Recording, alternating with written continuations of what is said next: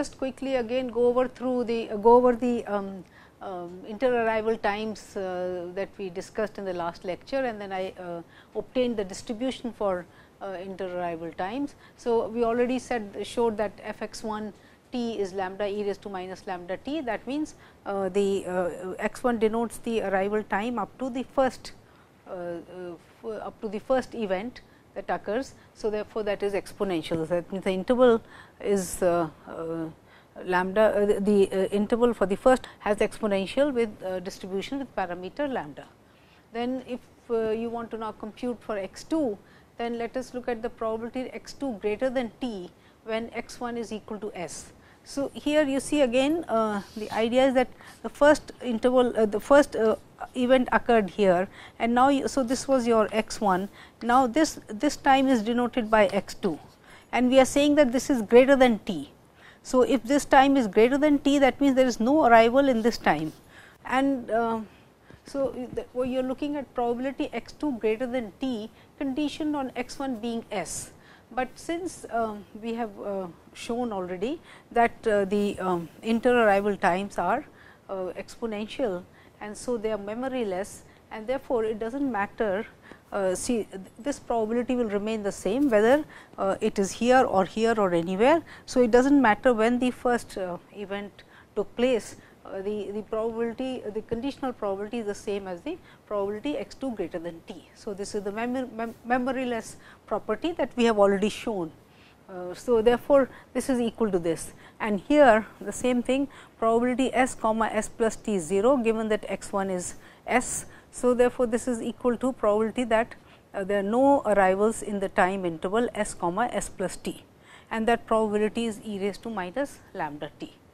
Is that okay? Because here again the number that you are wanting to the probability that you want to compute here is that there is no arrival in this interval, and so the conditional has no bearing on this probability also. So, therefore, this is e raised to minus lambda t, and here this in terms of your distribution function, you will write this probability as 1 minus capital f x 2 d t, and this is equal to e raised to minus lambda t. Therefore, if you differentiate both sides, you get f x 2 t is minus lambda e raised to minus lambda t. So, this goes out, and therefore, you have shown that for x 2 also the distribution is exponential lambda. And now, repeated use of this argument, because essentially we are using the memoryless property, and so the same argument can be repeated for x 3, x 4 and so on. So, we end up with this proposition that when you take the sequence of inter-arrival times, these are identically independently distributed. Remember, we have assumed for the Poisson process independent increments and stationary increments. So, therefore, these are inter-arrival times are identically independently distributed exponential lambda random variables. That is, the process is probabilistically starts itself, which means it is memoryless.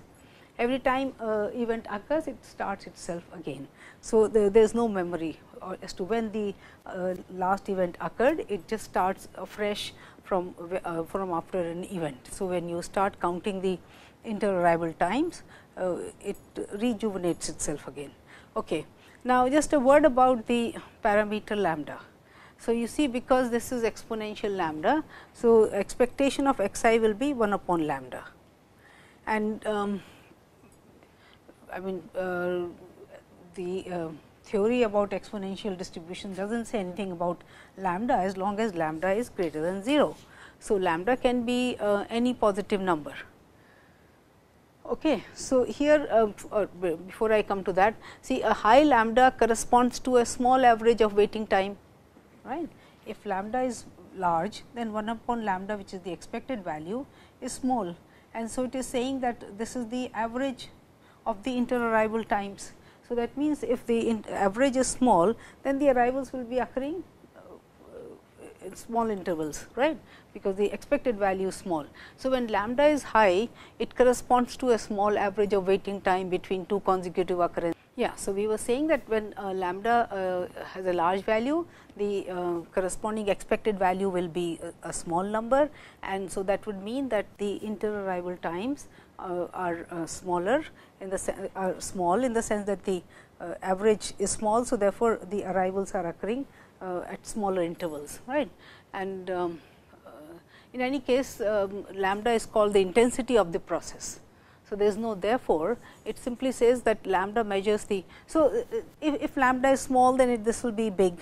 So, that means the interarrival time average is large, and so the events are occurring at large intervals, and therefore, we are saying that lambda is called the intensity of the process also. Okay. And lambda can be any positive number, but if we think of earthquakes in Indonesia, say for example, and take 1 year as unit of time, right. Suppose I consider the process, if I am counting the number of earthquakes that have occurred in a span of 10 years, say for example, and so if I take the unit of time as 1 year, then lambda should not be large. Because if lambda is large, then what will it say? That 1 upon lambda is small, and therefore, it would mean that the earthquakes are occurring at smaller intervals of time. But we all know that the earthquakes, of course, they are unpredictable, but normally it does not happen that earthquakes occur very often, right. So, one has to be careful, that is why this interpretation of lambda gives you an insight into as to how, when you go about modeling a process, then how should your choice of lambda be made, right. Or and also, like if you look at moments, this I mean again this is the time, this when the when a radioactive material sends particles, then the intensity is high. The intensity is high, and therefore, this is small.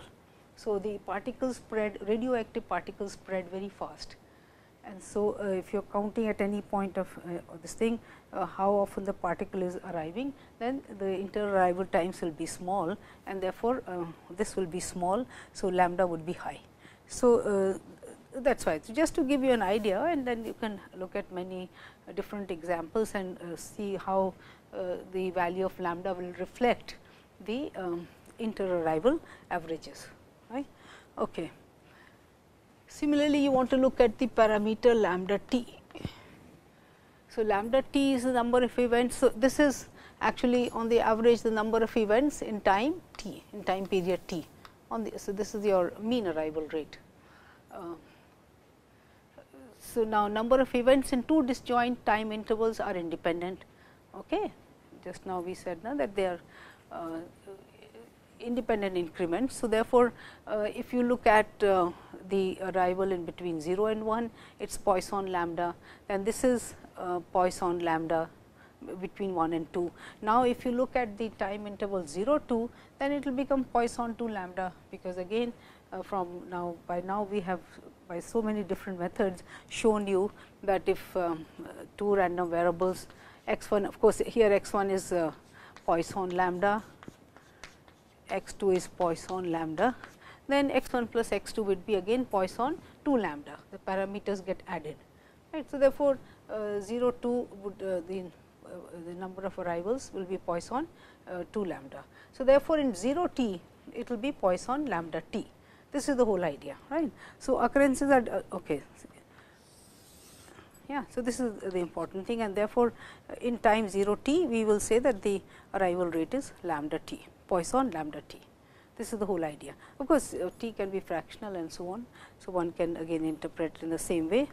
Now, another thing is that since we are talking of stationary increments, therefore, what we have to say is that the arrivals over the time 0 t are distributed in a uniform way, because they are random, right, 0 to t. They are anyway random events, and then when we are talking of number of arrivals, for example, when I am counting n t, right, this is the number of arrivals in time 0 to t, in the span of time 0 to t. So, then we have to think the way the process is being modeled is that in this particular time period, the arrivals can occur anywhere. And so, the best way to model that is that the arrivals are uniform. in the interval 0 to t. And through an example again, I will try to make you understand this concept a little better. Okay. So, after computing the distribution function of the inter-arrival time, another quantity of interest is S n, which is sigma x I varying from 1 to n, which means S n is the waiting time for the nth event to occur. So, because see you are adding up x 1 to x 2 to x n. So, x n is the time when the nth inter-arrival time between n minus 1th and the nth event. So, therefore, S n will be the waiting time for the nth event to occur. Is that okay? So, you have just added up all the see on the line, you starting from 0, this is x 1, this is x 2 and so on, and finally, this is x n. So, at this point the nth event has occurred, right. Starting from here, this is the first event, second event and so on. So, at this point the nth event has occurred. So, this the total time, that means this the total time you are denoting by S n. So, which is you can say a waiting time for the nth event to occur. For the nth the time the volcano has to erupt, a particular volcano or earthquake to occur, whatever process you are looking at, you can interpret S accordingly. Now, from independence of x i's and being identically distributed as exponential lambda, and here again you see in the last few lectures we have been talking about sum of independent random variables, and through convolution, through MGFs and so on, we have looked at the distributions of sums of independent random variables. So, here it immediately follows that S n is gamma and lambda, because here the x i's are identically distributed as exponential lambda. N of them you are taking sum of n of these random variables, exponential random variables. So, the sum will be gamma n comma lambda, and therefore, the PDF or the density function for f s n t is lambda e raised to minus lambda t raised to n minus 1 upon n minus 1 factorial for t non-negative, right. So, this is the thing, but now again as I said it always helps to be able to use other tools that we have developed, and so let us try to do it. And the of course, the MGF again, which has already been computed for a gamma random variable, is lambda upon lambda minus s raised to n. So, while writing MGF of S n, the S got written by mistake. So, it is actually MGF of S n, which will be lambda upon lambda minus s raised to n. So, the idea was that you are computing it at s. So, therefore, it got written there. So, this is actually lambda upon lambda minus s raised to n. Let us look at it in an alternate way, and that is also interesting. So, let us just be very clear about this. N t greater than or equal to n if and only if S n is less than or equal to t. That is, if the number of arrivals by time t greater than or equal to n, then the time S n for the nth event to occur is less than or equal to t, and vice versa.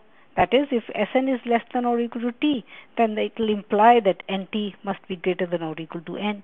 So, when you want to compute the distribution function of S n, this is probability S n less than or equal to t, which because the two events are the same, this is probability n t greater than or equal to n. And so, since n t is Poisson distributed, Poisson random variable with the lambda t as the parameter. So, therefore, this probability can be written as sigma I varying from n to infinity e raised to minus lambda t raised to I upon I factorial, right. Now, let us differentiate this equation from both sides, and so on the left hand side this will be the PDF of S n, and now here let us do it term by term. So, yes, so the derivative of this first, so minus lambda e raised to minus lambda t raised to I upon I factorial, and then the derivative of this, which we are writing as. So, first function as it is e raised to minus lambda t into lambda raised to I remains as it is, t the power of t becomes I minus 1 and then I factorial here, right, which you can cancel the I part here, then it will be I minus 1 factorial.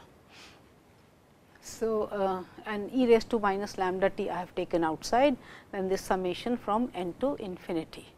Okay. So, I am not writing out many terms here, but just to show you that you see when you take n I equal to n, the term from here you will get lambda t raised to n upon n factorial, and this will give you lambda raised to n t raised to n minus 1 n minus 1 factorial, right. So, these are the two terms. Now, put I equal to n plus 1. So, this will be minus lambda t raised to n plus 1 n plus 1 factorial, right, plus lambda n plus 1 t raised to n upon n factorial. So, you see this cancels with this, and then I thought I will also write the values corresponding to I equal to n plus 2. So, then that will be lambda t raised to n plus 2 upon n plus 2 factorial plus lambda n plus 2 t raised to n plus 1 and n plus 1 factorial. So, that cancels out this. So, you can see the pattern first and the fourth here, then the third and the fifth, sixth and so on. So, all these things will cancel out except for this, because this is the lowest degree term. After that, the powers of t keep on increasing. So, this is the only one which is left out, all these will cancel out, right. And so, you are left with e raised to minus lambda t into lambda t raised to n minus 1 upon n minus 1 factorial, same as 1, which is a gamma density function gamma n comma lambda, right. So, I just wanted you to sort of make use of this also, and therefore, you can even do it directly. So, once when you generate so many tools, it is always possible to prove a result by more than one way, and it also helps, it gives you a better insight if you can do that, right. Okay. So, then expected value of S n will be n upon lambda, and variance S n will be n upon lambda square, fine. Now, we will further prove some more properties of the Poisson process, and then work out examples to show you how you make use of these all this machinery that we have developed. Okay. Now, for example, if you take a Poisson process n t greater than or equal to 0, then there can be two sub processes.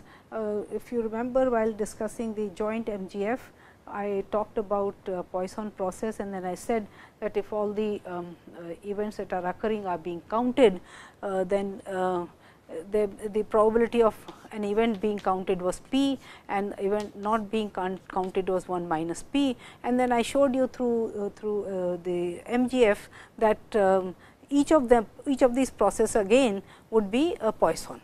So, see, while talking about the Poisson process having two sub processes which we call type 1 and type 2, and so the probability that the type 1 would have occurrence occur with probability p, and type 2 will occur with probability 1 minus p. So, I have already, so the only correction I want to make is that, see here your n t is lambda p t, okay, because we are talking about with respect to t.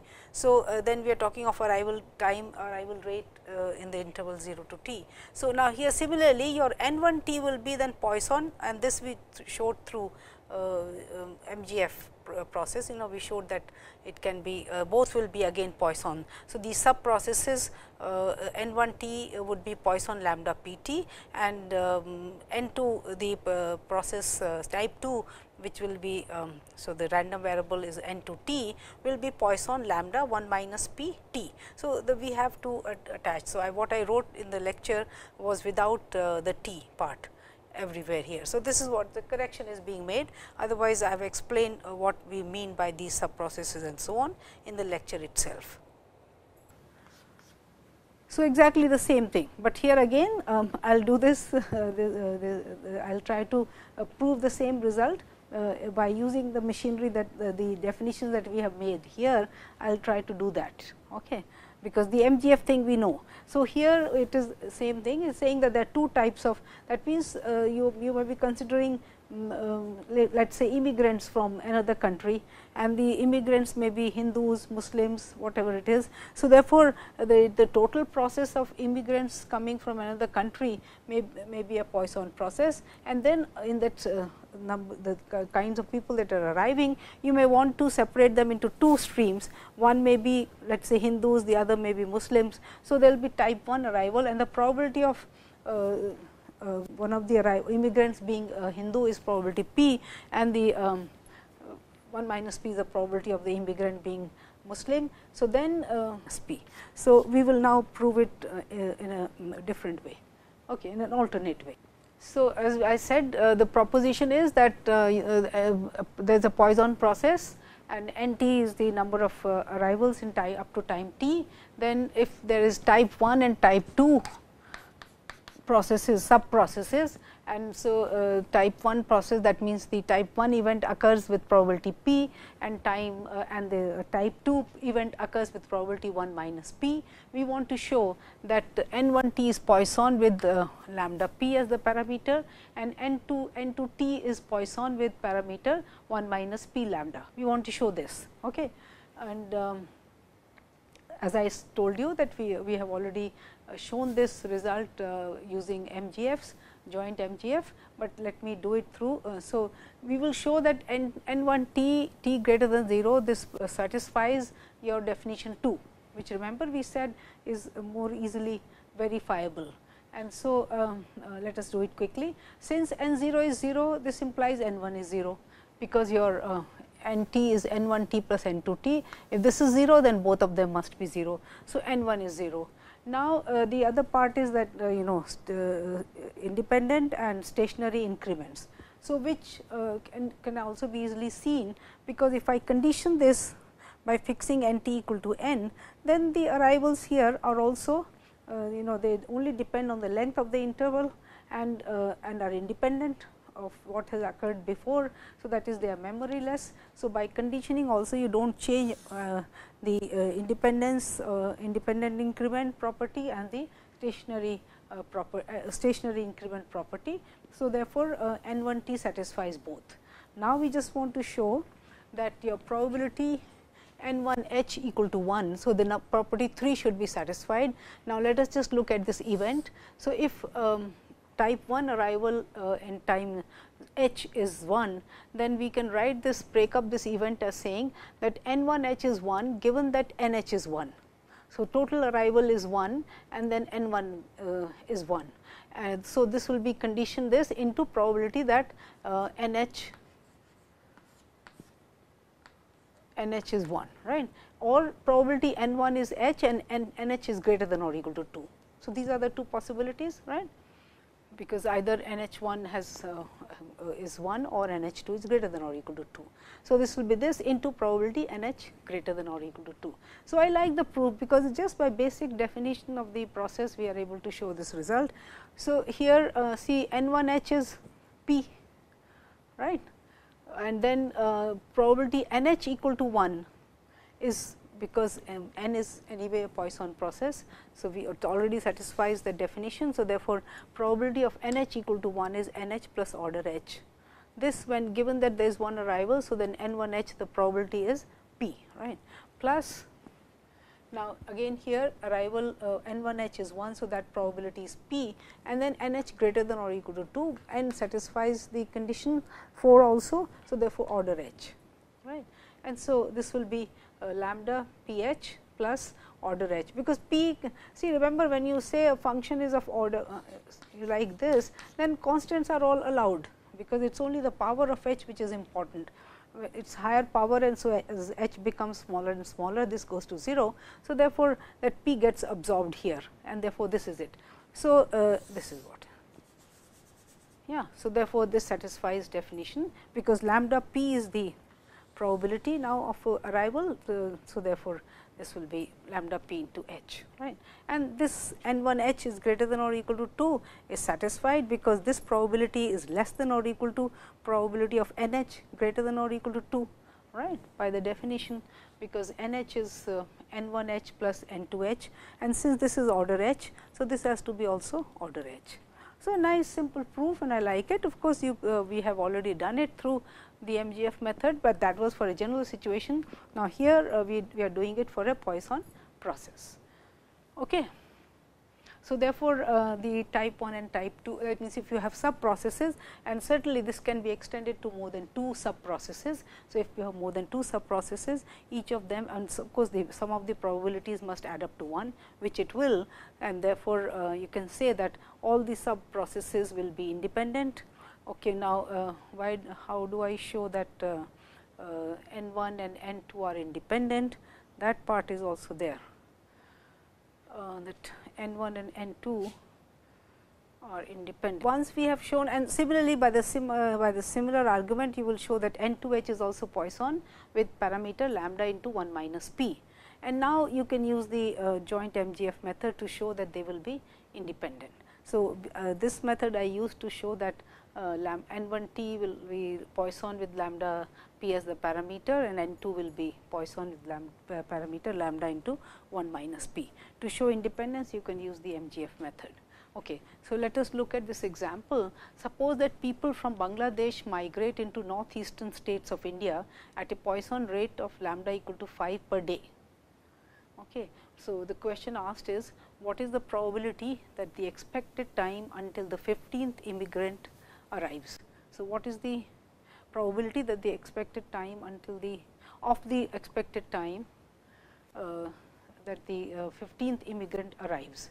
So, that means you are asking for S 15. So, S 15 is gamma 15 comma 5 by the result that we arrived some time ago, right, because it will be x 1 plus x 2 plus x 15, and so that will be gamma 15 comma 5, and the expected value is 15 upon 5. Remember, because this is gamma, this is n upon lambda. So, this will be 15 upon 5, which is 3 days. So, the expected arrival time, the expected time until the 15th immigrant arrives, fine. Okay. Now, what is the probability that the elapsed time between the 15th and 16th arrival exceed 2 days? So, here you are asking for x 16, because x 16 is the inter-arrival time between the 15th and the 16th arrival. So, you are asking for the probability that x 16 is greater than 2, and that will be e raised to minus 2 lambda. Yes, again this is from your exponential distribution, right, because when you have lambda e raised to minus lambda t, and if you are asking for this thing from let us say a to infinity, then this is what lambda upon minus lambda e raised to minus lambda t a to infinity, and so this is e raised to minus a lambda. So, this is it. So, probability x 16 greater than 2 will be e raised to minus 2 lambda, which because lambda is 5. So, this is e raised to minus 10, and I have just computed the value here, because you can write this as e raised to minus 2 raised to 5 and e raised to minus 2. Okay, I knew the value is 0.133. So, we just raise it to 5. Anyway,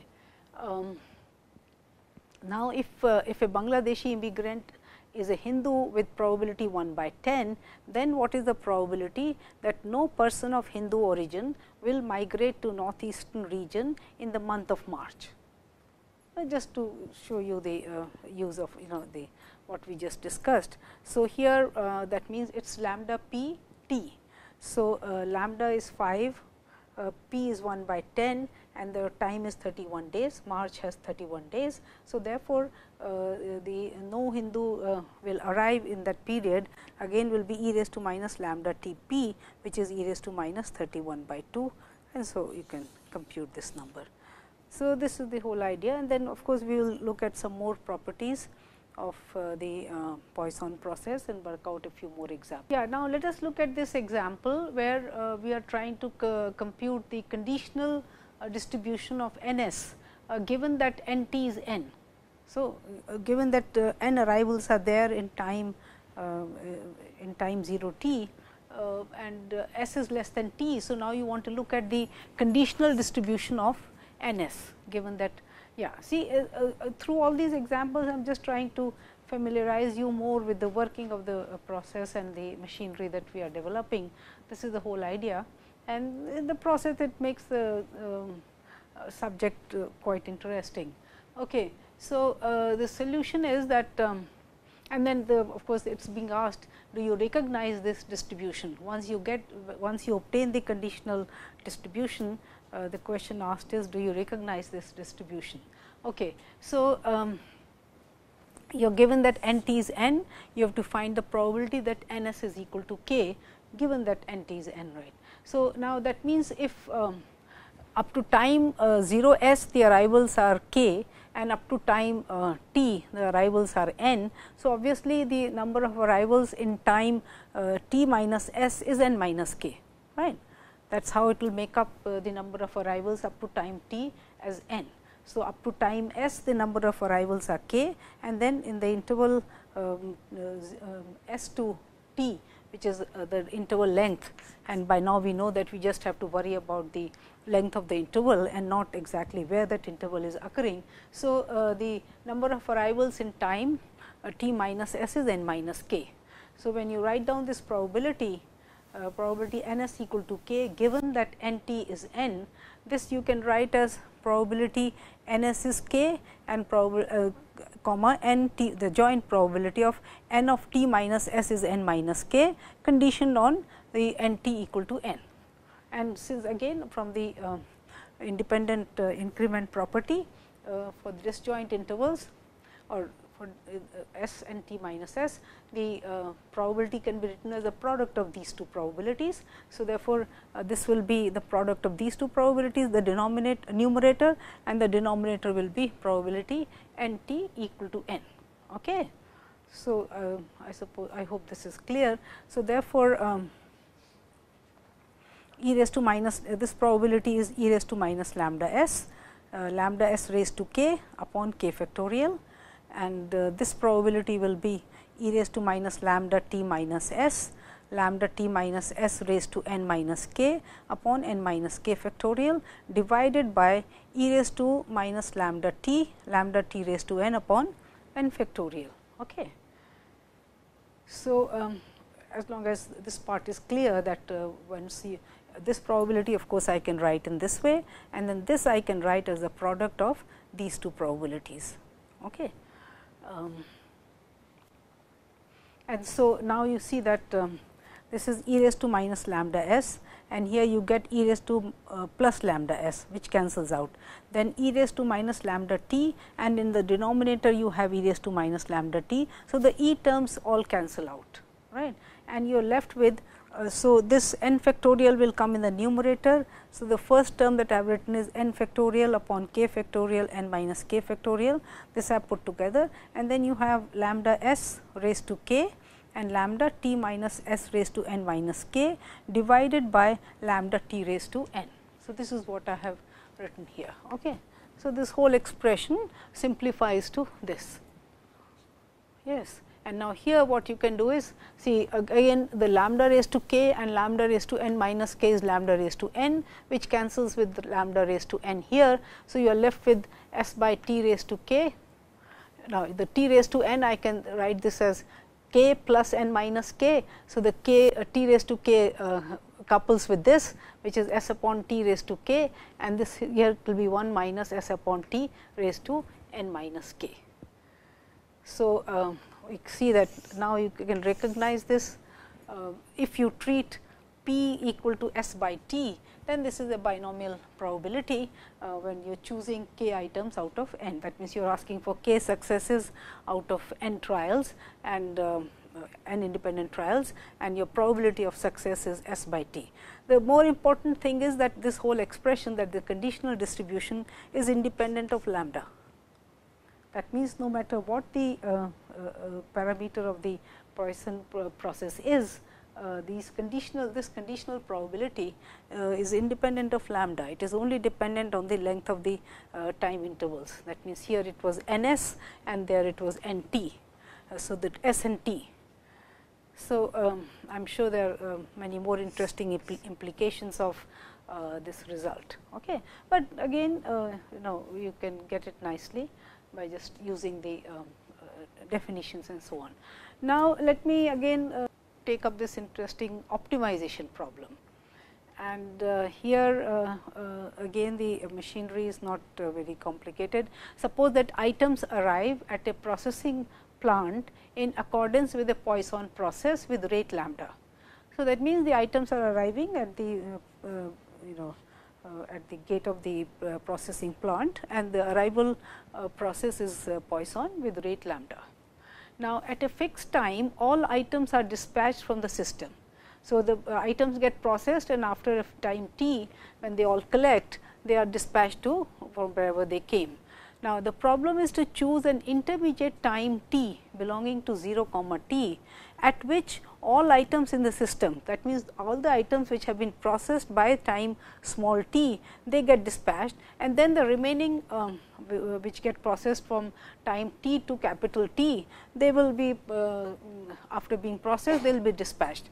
So, that means they have they are not going to wait till the end of up to time t. So, in between also they would like to dispatch the items, and the idea here is that this way they want to minimize the total expected wait time of all items. So, total expected waiting time, right, this is what we have to write down the expression and then see how we minimize. So, the choice of small t, that means the intermediate time at which you want to dispatch whatever items have been processed, this is that has to be fixed, that has to be sort of obtained by this process. So, expected number of arrivals in 0 t is lambda t, remember, because this is Poisson with parameter lambda. So, therefore, in time 0 t the expected value is lambda t, right, and each arrival is uniformly distributed. Remember, I some time ago discussed when we were looking at the Poisson process and its properties, and we said that because of the stationary increments, when the number of items that arrive in this time, they would be uniformly distributed over the randomly distributed over the time interval 0 t, right. So, therefore, in time 0 t the expected any uniform variable distributed over 0 t has mean t by 2. So, the expected wait time is t by 2. All items which start getting processed from here till up to this. So, their expected wait time is t by 2, because we have said that the the processing is uniformly done. I mean, in the sense that the processing is not uniformly done, it is that is the arrival is. So, it is distributed, the arrivals of these items is distributed uniformly in the interval 0 t. So, their expected wait time is t by 2, because they will be dispatched by the end of this time period, right. Okay. Now, so total expected wait of all items arriving in 0 t is therefore lambda t into t by 2. So, expected wait time of any item is t by 2, right, because they are uniformly distributed in this interval the items, and therefore, for each of them the wait time is t by 2, and since the expected number of items that arrive in this time is lambda t. So, the whole thing is lambda t into t by 2, which is this, right. Now, the similar reasoning holds for items arriving in time t to t comma t, and therefore, for these items, because they will get dispatched at time capital T. So, the total expected wait time will be therefore lambda t square by 2 plus half lambda capital T minus t whole square. So, I hope this part is clear, right, and this reasoning is okay, because expected wait time into the expected number of items that arrive. So, that gives me the total expected wait time of all items arriving in time in the interval 0 t. Okay. So, to minimize that to find out the minimizing value of t, I differentiate this expression with respect to t, and I get lambda t minus, because there is a minus here. So, the 2 is gone. So, lambda t minus lambda capital T minus t is 0, and this gives me t equal to t by 2, as you would expect, because the arrivals are uniformly distributed over the time interval. And just to make sure that this is the minimizing value, you find out w prime t, and w prime t will come out to be 2 lambda, which is positive. So, therefore, this gives you the minimizing value. So, therefore, it says that you dispatch whatever items get processed in the middle of the time and then wait for the others to be processed and dispatch them at t. A simple which appeals to your reasoning also, but then through this machinery also we have arrived at this result, right. So, before I begin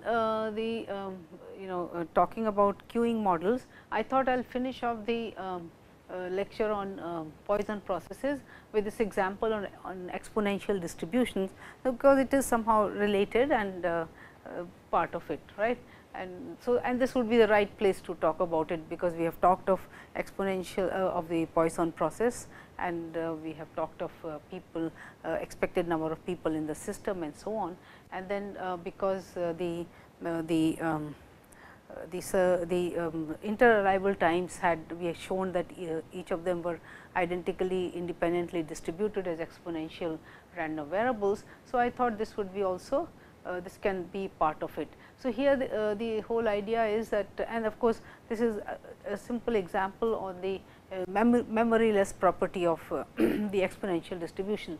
So, consider a railway booking counter that is run by two clerks. Suppose that when Mr. Sharma enters the system, he discovers that Mr. Jain is being served by the clerk at one counter and Mr. Verma is being served at the other counter. Okay, so, both the counters are busy when Mr. Sharma enters the system. Now, Mr. Sharma's service will begin as soon as either Mr. Jain or Mr. Verma leave the system, that whenever as soon as one of them is completes the service, they will he will leave the system, and then Mr. Sharma's turn will come to be serviced by the clerk. So, if the amount of time a clerk spends with the customer is exponentially distributed with mean 1 by mu, that means the parameter of the exponential distribution is mu, and therefore, the mean time that a clerk spends with the customer is 1 upon mu, right. What is the probability that of the 3 customers, Mr. Sharma is the last to leave? So, of course, here Mr. Sharma will only get serviced once one of the customers has left. So, the actual question is that when Mr. Sharma's turn comes for being serviced, there is one person, one of Mr. Jain or Mr. Verma, one of them is being serviced, right. And so, Mr. Sharma goes to the clerk for getting his job done, and then the idea is that who will leave the system first. So, suppose Mr. Jain is being serviced, while Mr. Sharma goes to the clerk, because Mr. Verma has left. So, the question being asked is, what is the probability that Mr. Sharma would still be in the system when Mr. Jain leaves? So, essentially you are asking who will be the first one to leave, either Mr. Jain or Mr. Sharma. Mr. Verma has already left, right. So, but the exponential distribution is memoryless. So, therefore, how long Mr. Jain, how long more will Mr. Jain take is independent of how long he has already been at the counter, right, because we have said that it is memoryless, and therefore, the service gets completed is not dependent on how long it will take for the service to be completed. It does not depend on how long he has already been serviced. And so, therefore, it is equally likely that either Mr. Sharma will complete his service before Mr. Jain, or Mr. Jain will complete. I am just assuming that Mr. Jain is still in the system, Mr. Verma is left, but you can do it either way, right. So, therefore, a very simple use of the memoryless property of exponential distribution, and so therefore, the probability of Mr. Sharma leaving at last is half, because it is equally likely whether Mr. Jain completes his service first or Mr. Sharma completes his service, because of the memoryless property. So, I thought this would just add to the Poisson process and the other systems that we have been talking of. Birth and death process, that means when you have people arriving at a service station, and then they are being serviced, and so then we want to talk about the number of people, average number of people in the system, then what is the average waiting time, and so on. I would like to take this further, because once we have been able to compute the arrivals we have discussed the Poisson process, one of the arrival processes under these conditions that we have laid down. And then now we want to look at, for example, you have a service center and there you have people arriving for service, then you have people providing the service, and then that process is also random. So, now we want to combine these two, and therefore, the theory that when you study such processes is known as queuing process. And then you want to, for example, when you have a post office, you want to know because if the average number of people arriving in the post office is large, then you would want to, one clerk may not be enough to serve everybody, and you would, and then the facility, how big it should be and so on. So, they are very interesting questions, but of course, we will study them at a very basic level. So, it will be the queuing processes where you want to compute the average waiting time of a customer, you want to compute the average service time of a customer, then you want to look at the average number of people there at any time there are in the system, and so on. So, such interesting questions we would want to answer, and therefore, we will model the situation where you have people arriving for service, services are being rendered, and then people leave the system. So, the whole thing we would want to study, and this we will try to do in the next couple of lectures. Okay.